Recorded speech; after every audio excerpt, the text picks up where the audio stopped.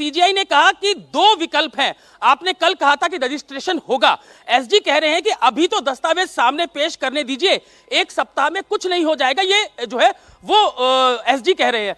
CGI ने कहा कि हमारे सामने जो स्थिति है उसके आधार पर हम आगे बढ़ रहे हैं, हम नहीं चाहते कि स्थिति पूरी तरीके से बदल जाए, हम एक्ट पर रोक नहीं लगा रहे हैं, यह सुप्रीम कोर्ट कह रहा है। इसके बाद एसजी ने कहा है कि लेकिन यह एक कठोर कदम है, कृपया मुझे कुछ दस्तावेजों के साथ प्रारंभिक जवाब दाखिल करने के लिए एक सप्ताह का समय दिया जाए।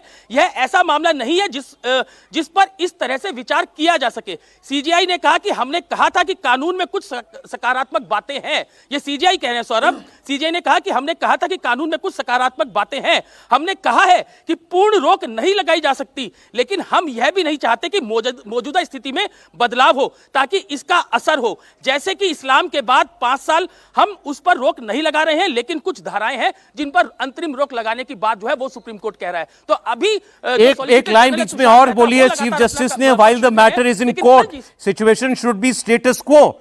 देखिए सीधी सी बात है, सुप्रीम कोर्ट बार बार ये कह रहा है कि अभी जो दशा है वक्फ की संपत्तियों को लेकर के और प्रोविजंस को लेकर के वो वैसे जैसे के तैसे रहे, लेकिन मतलब सर सीधी सी बात है, हम तुम्हारे कानून पर रोक नहीं लगाते, तुम ये कह रहे हो, इसके कारण देखने होंगे। तो आप भी ये कमिट कीजिए कि अभी कुछ बदलाव नहीं होगा। सुनिए इसका कारण देखिए, कल ही सुप्रीम कोर्ट ने ये भी पहली बार हुआ कि 70 मिनट 75 मिनट आपने सुनवाई की है और आप कह रहे हैं कि हम अंतरिम आदेश देने जा रहे हैं इतने सीरियस इशू पर जिसको पार्लियामेंट ने किया, जिस पर लंबे समय से बहस चल रही है, तो वो तो बहुत सीरियस इशू है। देखिए इसके दो अर्थ तो दिखाई दे रहे हैं। सुप्रीम कोर्ट कह रहा है कि हम सिचुएशन ऐसा नहीं रहने देंगे, यानी कानून सही है या गलत है ये एक अलग पक्ष है।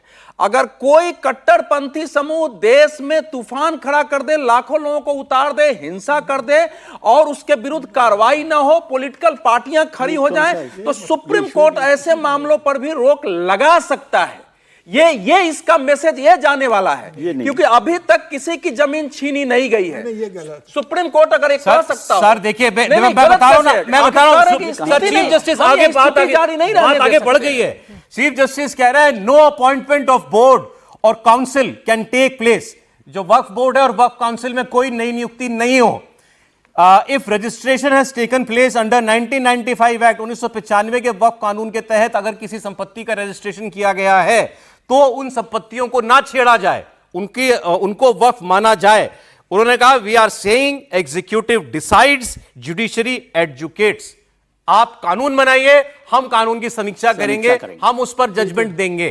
यही काम है आपका और मेरा, ये उनका अधिकार है। पुनरीक्षण तो वो यही कह रहे हैं और एसजी ये कह रहे हैं कि आपको भी अगर किसी निर्णय पर पहुंचना है सुप्रीम कोर्ट को, तो आपको भी आंकलन करने के लिए कुछ दस्तावेजों की आवश्यकता होगी। मुझे एक हफ्ता दीजिए, मैं एक हफ्ते में आपके रिकॉर्ड के लिए सारे दस्तावेज पेश करूंगा, उसके बाद उनको स्टडी करके, उनको परयूज करके फिर आप अपना फैसला दीजिए। ये सॉलिसिटर जनरल बार बार कह रहे हैं कि एक हफ्ते में कुछ नहीं बदल जाएगा, लेकिन अभी आप मत रोकिए किसी प्रोविजन को। सौरभ, लेकिन ये वाकई दुर्भाग्य है कि जुडिशरी कह रही है कि आप भी कुछ मत बदलिए।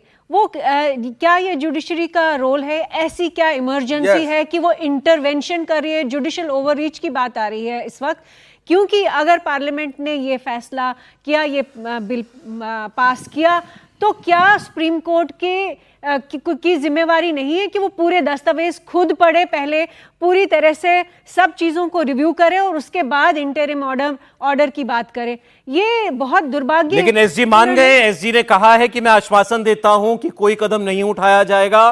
बोर्ड और काउंसिल में अपॉइंटमेंट नहीं होगी, क्योंकि उन्होंने कहा ये केंद्र के हाथ में है। मैं आपको आश्वस्त करता हूं कि हम कोई अपॉइंटमेंट नहीं करेंगे। तो एक बिंदु पर तो सरकार मान रही है।